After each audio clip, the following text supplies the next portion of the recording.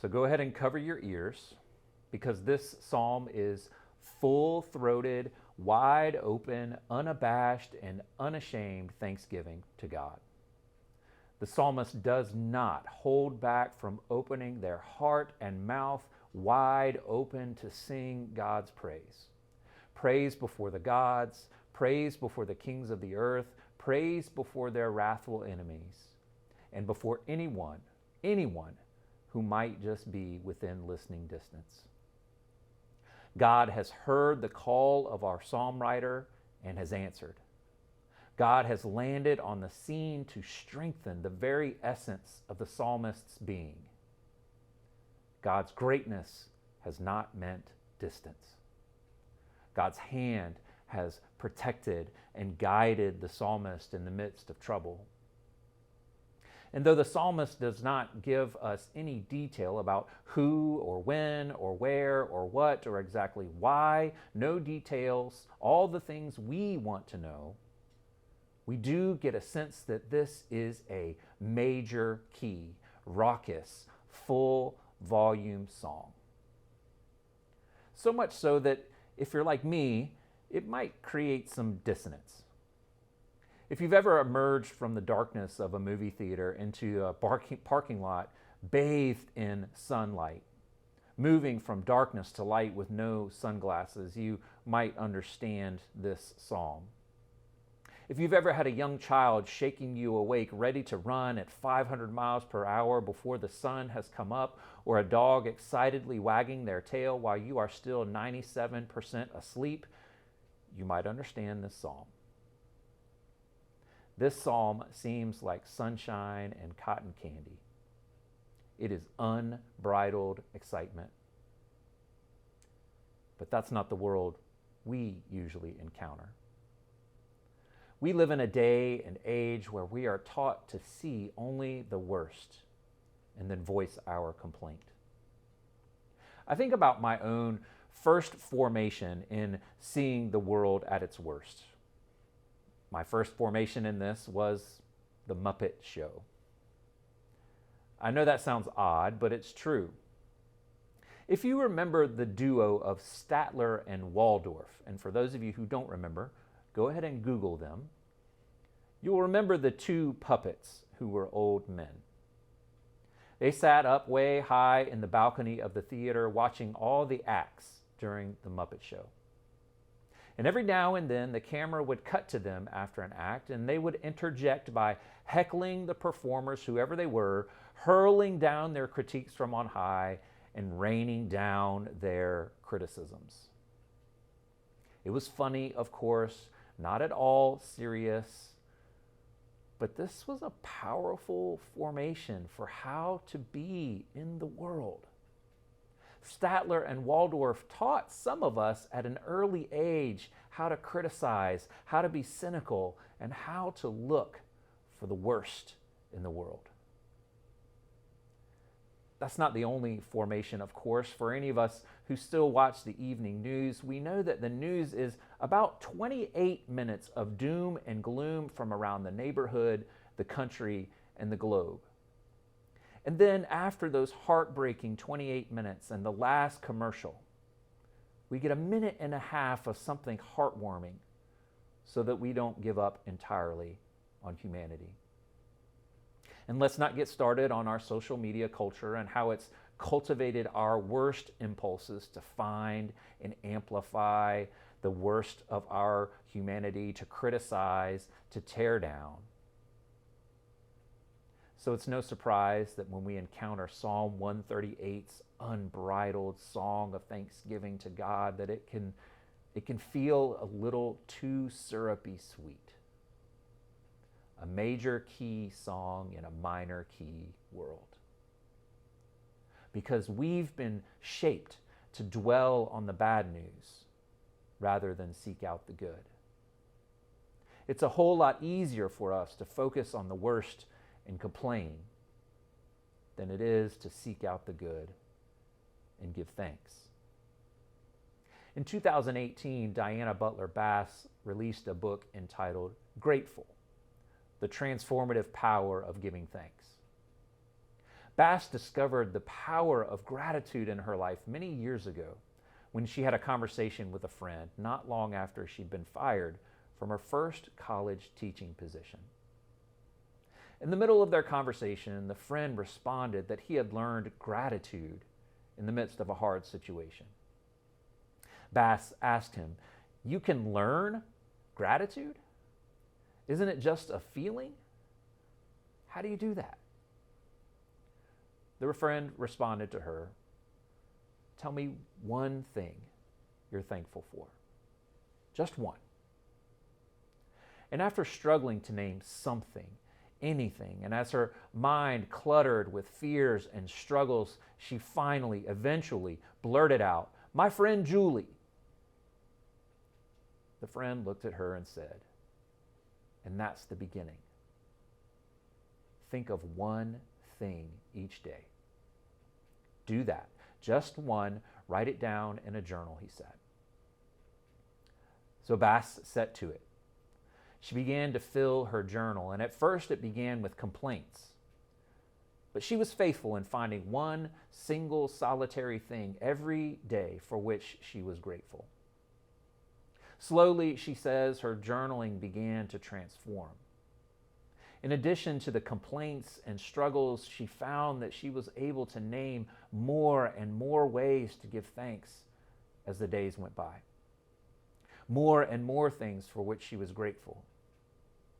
She says she found what she calls days of outright surprise and joy, appreciation for simple pleasures, for the kindness of others, for the richness of life. Now, we might indict Bass with a Pollyanna attitude. Surely she is sticking her head in the sand, or she gets to wax eloquently on gratitude because of her privilege as a white, educated woman of means. Surely she's avoiding the real effects of trauma or the systemic conditions that inflict harm on her and others. Maybe she's guilty of always looking on the bright side of life, or finding silver linings, or keeping a positive attitude. Maybe we should chalk it up to the newly named phenomenon of toxic positivity, only displaying positive attitudes and pushing down any negative emotions as a coping mechanism. But I don't think that's the case. She's not ignoring the tragedies of life. She's keeping her heart open wide enough to find the good. And Bass acknowledges that there's a psychological benefit to the practice of gratitude. Psychological professionals she talked with attest that the practice of gratitude builds resilience for when hard times come. This is an important feature of gratitude for the world we inhabit. But there's something more at play here.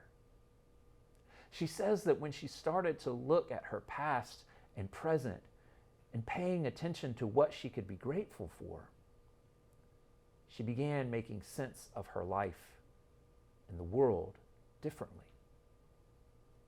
In a keen insight, she says, seeing with soft eyes opens a wider vision of present circumstances, lessens fear and anxiety, and alerts us to new possibilities for our lives. Seeing with soft eyes opens a wider vision of present circumstances, lessens fear and anxiety, and alerts us to the new possibilities for our lives. Now, she doesn't express this in theological language, so allow me to do some translation. I think she's saying that when we begin to pay close attention to how and when God's presence, grace, and gifts show up in our lives, even in the midst of acknowledging our heartache and our pain, that we are transformed. In learning gratitude, we are awakened to God's activity and to God's future for us and our world. When we develop a habit of attending to the ways that God shows up, we acknowledge that God is still speaking, still caring for us, that God is worthy of our thanks, and that indeed a different world is possible. The psalm writer knows this truth, as does the community that collected and organized the psalms that we know today. You see, this is a community that knows and remembers its own trauma and horrors. While Psalms 138 and 139 are oriented to thanksgiving, singing in that major key, its psalm neighbors sing different songs. Flip just one psalm back to Psalm 137 and you find a heartbreaking recollection of the trauma and the dehumanizing experience of the Babylonian exile. By the rivers of Babylon, there we sat down and there we wept when we remembered Zion. On the willows there we hung up our harps, for there our captors asked us for songs and our tormentors asked for mirth, saying, "Sing us one of the songs of Zion." And then Psalms 140 through 143, if you skip forward, are psalms of lament. Deliver me, O Lord, from evildoers. Protect me from those who are violent, who plan evil things in their minds and stir up wars continually. They make their tongue sharp as a snake's, and under their lips is the venom of vipers. There's no sticking your head in the sand here. No toxic positivity. The Psalms do not ignore the whole range of life. And so I wonder if the original writer of this psalm had been among those in the Babylonian exile, among those who sang Psalm 137, but who is now back home, returned to Jerusalem. And if so, I wonder what the psalmist had written down in their gratitude journal during those days of exile. I imagine that we are able to open their journal and we read the entry for Monday. Our captors are cruel. Another day, and I am unbelievably heartsick for home. But I saw God's hands in the sky that turned orange-pink after the rain. Tuesday, I wasn't sure if I could go on another day. Everything that could go wrong did. And then I experienced the warm, divine embrace of my friend. Surely it was God who held me as I wept in their arms. Wednesday, I saw a glimmer, just a glimmer of God's future in the wide, hopeful eyes of the children playing and laughing in the street today. Thursday, God's care was in the meal we shared tonight. As we ate, one of our elders told the story of God's power in the Exodus from Egypt. It was as if God held each of us in our seats as we leaned back and listened. Friday, rest is here. We can breathe, if only for a moment. Your steadfast love and faithfulness never fails, O God. Your outstretched hand is in our very breath. And so when the psalmist finally returns home with a gratitude journal full of the smallest glimmers of God's presence, grace, and gifts, the psalmist has a wider vision of a new and different present. Because they had looked out with soft eyes and noticed flickers of God's hands in the midst of an awful life situation, they are now ready to proclaim the fullness of God's care in this moment. This is the same kind of gratitude that I hear in the song, "Lift Every Voice and Sing," otherwise known as the Black National Anthem. As the song traces out the indignities and tragedies that African Americans have experienced, and as it recalls collective survival and determination, the song's final verse turns to gratitude and a call for God to answer. It simultaneously remembers with thanks and invokes God's protection and support as the words proclaim, "Shadowed beneath thy hand." Did you hear that? Shadowed beneath thy hand, may we forever stand, true to our God, true to our native land. amidst a culture of endless critique and despair, the psalmist invites us to notice God's presence, grace, and gifts, and to be grateful. So I've been looking for God's hands recently. I've been trying to have soft eyes. I've been trying to unlearn what I've learned and begin to cultivate gratitude. I'm trying to attune my mind and my body to notice the places I have felt God's outstretched, delivering, guiding, and supporting and creating hands. And in turn, I'm giving thanks. I see the pictures of children and youth all ready for their first day of a new school year. And I'm grateful with my whole heart that God is raising up compassionate children who want to create a better world than the one they know now. I hear the voices of teachers who are up against all sorts of obstacles, but they are eager to go another year. And I'm grateful for the ways that they are looking at the beginning of the year with hope and expectation that they can make a difference. God, I sing your praise for teachers. I listen to the sound of live music and I marvel at a God who endows us with creative gifts. Oh God, your steadfast love never fails.